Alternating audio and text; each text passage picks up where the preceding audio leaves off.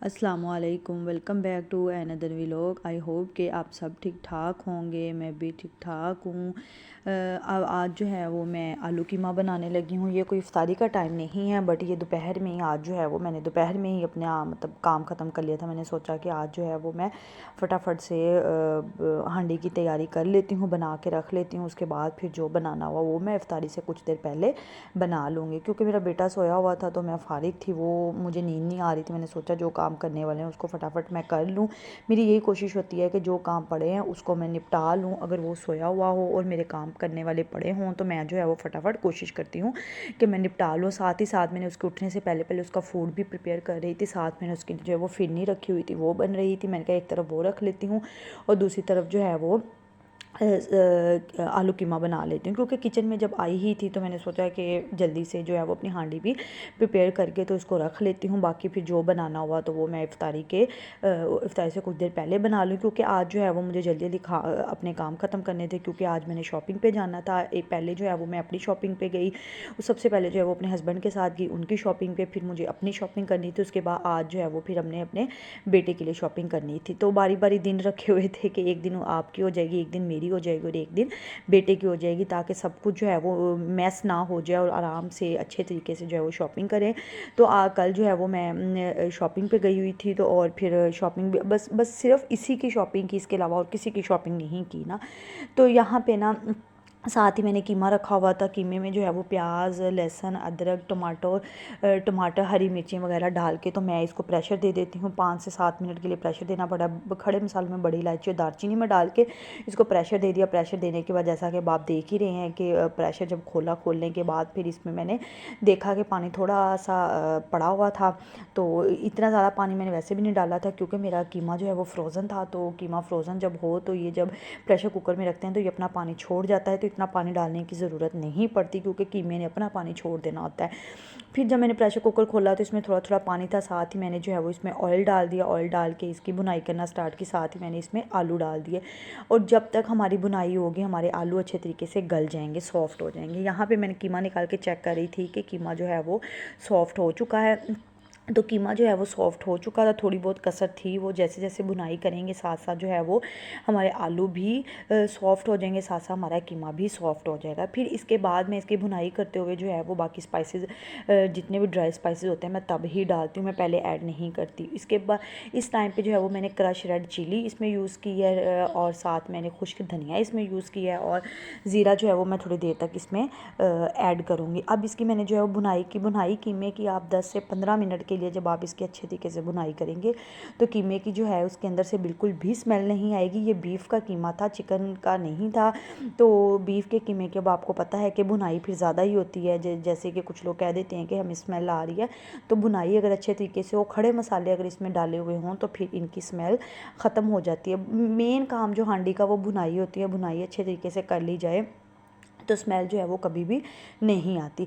यहाँ पे जो मैं भुनाई कर रही थी साथ में दिखा रही थी कि यहाँ तक जो है वो भुनाई हो चुकी है। भुनाई करते करते आलू भी मेरे सॉफ्ट हो चुके हुए थे, और साथ तब तक जो है वो भुनाई भी हो गई थी। भुनाई आपने ऑयल तब डालना जब इसके अंदर थोड़ा सा पानी हो उसके साथ आप ऑयल डाल देंगे, तो वो उससे ये होता है कि आपकी भुनाई काफ़ी देर हो जाती है, मतलब 10 से 12 मिनट भुनाई हो जाती है, तो आपकी हांडी नीचे नहीं लगती बिल्कुल। अगर आप पानी खुश करके ऑयल डालेंगे तो फिर हांडी नीचे लग जाती है और फटाफट फिर हम उसकी भुनाई ख़त्म कर देते हैं। यहाँ पर मेरा कीमा रेडी हो चुका था और उसके बाद भुनाई वगैरह हो गई थी कंप्लीट। उसके बाद मैंने उसके ऊपर थोड़ी सी कुलंजी स्प्रिंकल कर दी, साथ ही हरा धनिया स्प्रिंकल कर दिया। उसके बाद मेरी हांडी तैयार हो गई थी, उसको मैं रख के कवर करके तो मैं चली गई थी।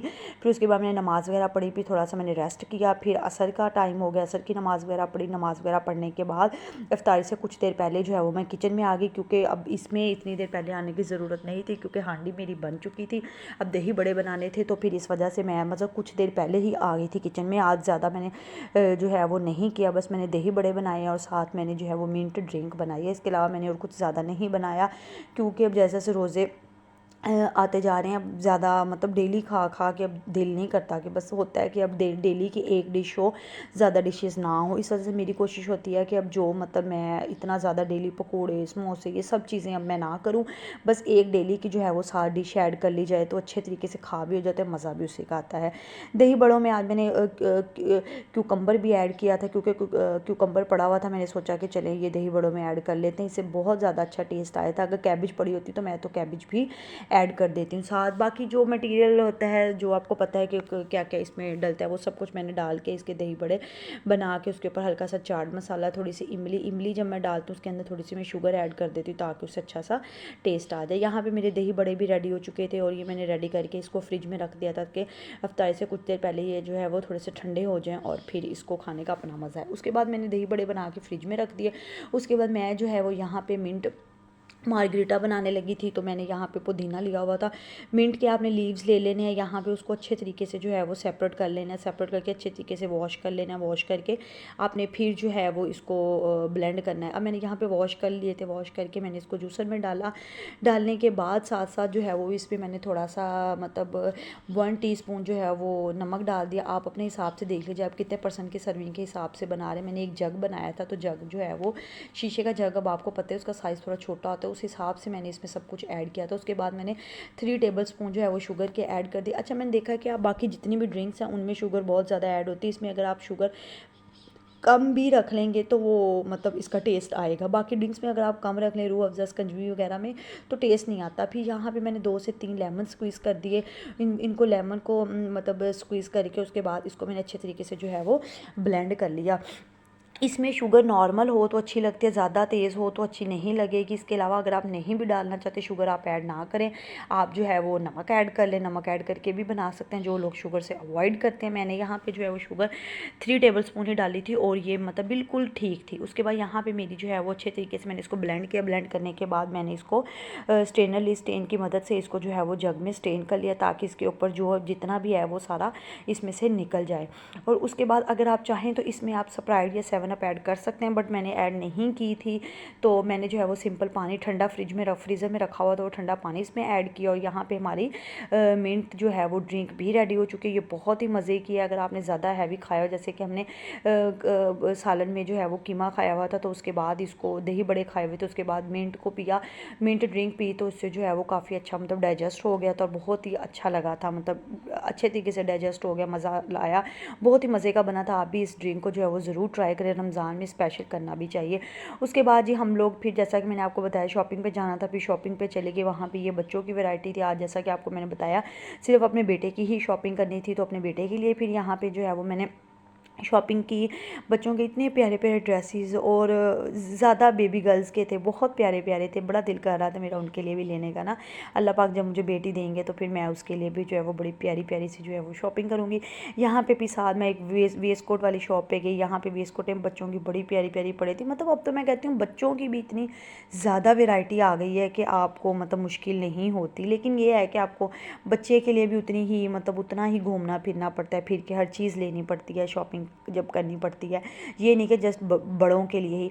फिर यहाँ पे मुझे अपने बेटे के लिए शूज़ लेने थे, मुझे उसका साइज़ नहीं मिल रहा था। सैंडल्स तो बहुत प्यारे प्यारे पड़े हुए थे, जो मुझे पसंद आ रहा था उसमें मेरे बेटे का जो है वो साइज़ ही नहीं मिल रहा था। फिर जो जिसमें मुझे साइज़ मिला, मैंने कहा भाई जिसमें आपके पास साइज़ है आप काइंडली मुझे वो दिखा दें, मैं जो है वो साइज़ फिर ले लूँ, क्योंकि मुझे और किसी में मिल नहीं रहा था। फिर मुझे जो नज़र आया मैंने उसमें ही अपने बेटे का साइज़ ले लिया और मतलब ले के फिर मैं आ गई। फिर उसके बाद मैंने सोचा आज सारी अपने बेटे की शॉपिंग की है, तो मैंने अपनी तो की थी, लेकिन मैंने सोचा अब मैं ना थोड़ी सी मतलब चूड़ियाँ देखूँ, मेरा चूड़ियाँ लेने को बड़ा दिल कर रहा था। मैंने चूड़ियाँ देखी, उफ़ अल्लाह, मैं कहती हूँ चूड़ियों में जो डिज़ाइनिंग आई हुई है तौबा, इतनी खूबसूरत लग रही थी, इतनी प्यारी लग रही थी, बहुत प्यारी लग रही थी। इतनी प्यारी प्यारी चूड़ियाँ भी मार्केट में आई हुई हैं।